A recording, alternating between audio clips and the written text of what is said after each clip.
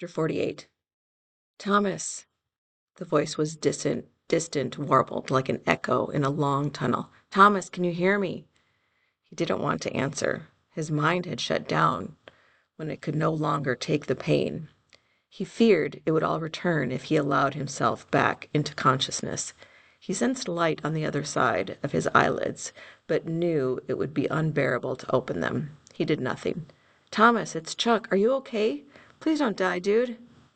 Everything came crashing back into his mind. The glades, the grievers, the stinging needle, the changing memories.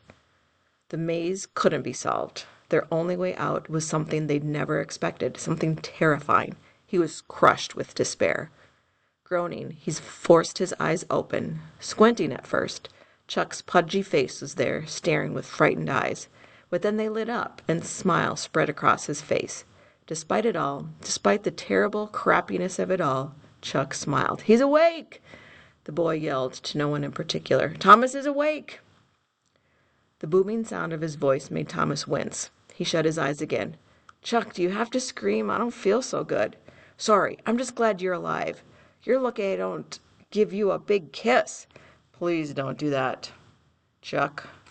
Thomas opened his eyes again and forced himself to sit up in bed in which he lay, pushing his back against the wall and stretching out his legs. Soreness ate at his joints and muscles. How long did it take? He answered.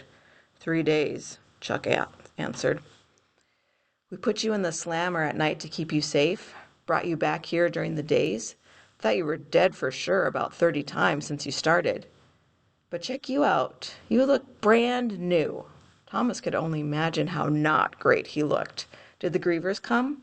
Chuck's jubilation visibly crashed to the ground as his eyes sank down toward the floor. Yeah, they got Zart and a couple others. One a night. Minho and the runners have scoured the maze trying to find an exit or some use for that stupid code you guys came up with. But nothing. Why do you think the grievers are only taking one shank at a time? Thomas's stomach turned sour. He knew the exact answer to that question, and some others now, enough to know that sometimes knowing sucked. Get Newt and Albie, he finally said in answer. Tell them we need to have a gathering, soon as possible. Serious? Thomas let out a sigh. Chuck, I just went through the changing. Do you think I'm serious? Without a word, Chuck jumped up and ran out of the room, his calls for Newt fading the farther he went. Thomas closed his eyes and rested his head against the wall. Then he called out to her in his mind, Teresa. She didn't answer at first, but then her voice popped into his thoughts as clearly as if she were sitting next to him. That was really stupid, Tom. Really, really stupid. Had to do it, he answered. I pretty much hated you the last couple days. You should have seen yourself, your skin, your veins. You hated me? He was thrilled she cared so much about him. She paused. That's just my way of saying I would have killed you if you died. Thomas felt a burst of warmth in his chest, reached up and actually touched it, surprised at himself. Well, thanks, I guess. So how much do you remember? He paused. Enough. What you said about the two of us and what we did to them? It was true? We did some bad things, Teresa. He sensed frustration from her, like she had a million questions and no idea where to start. Did you learn anything to help get us out of here? She asked, as if she didn't want to know what part she had in all of this. A purpose for the code? Thomas paused, not really wanting to talk about it yet, not before he'd really gathered his thoughts. Their only chance for escape might be a death wish. Maybe, he finally said, but it won't be easy. We need a gathering. I'll ask for you to be there. I don't have the energy to say it all twice. Neither one of them said anything for a while, a sense of hopelessness wafting between their minds. Teresa? Yeah? The maze can't be solved. She paused for a long time, answering, I think we all know that now. Thomas hated the pain in her voice. He could feel it in his mind. Don't worry, the creators meant for us to escape, though. I have a plan. He wanted to give her some hope, no matter how scarce. Oh, really? Yeah, it's terrible. Some of us might die. Sound promising? Big time. What is it? We have to. Before he could finish, Newt walked into the room, cutting him off. I'll tell you later, Thomas quickly finished. Hurry, she said, then was gone.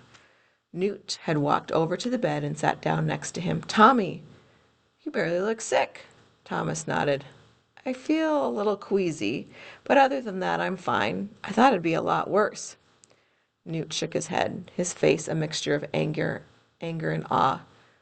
What you did was half brave and half bloody stupid. Seems like you're pretty good at that. He paused, shook his head. I know why you did it. What memories came back? Anything that'll help? We need to have a gathering, Thomas said, shifting his legs to get more comfortable. Surprisingly, he didn't feel much pain, just wooziness. Before I start forgetting some of this stuff. Yeah, Chuck told me. We'll do it. But why? What did you figure out? It's a test, Newt. The whole thing is a test. Newt nodded. Like an experiment. Thomas shook his head. No, you don't get it. They're weeding us out, seeing if we'll give up, finding the best of us, throwing variables at us, trying to make us quit, testing our abilities to hope and fight. Sending Teresa here and shutting everything down was only the last part. One more, final analysis. Now it's time for the last test, to escape. Newt's brow crinkled in confusion. What do you mean? You know a way out?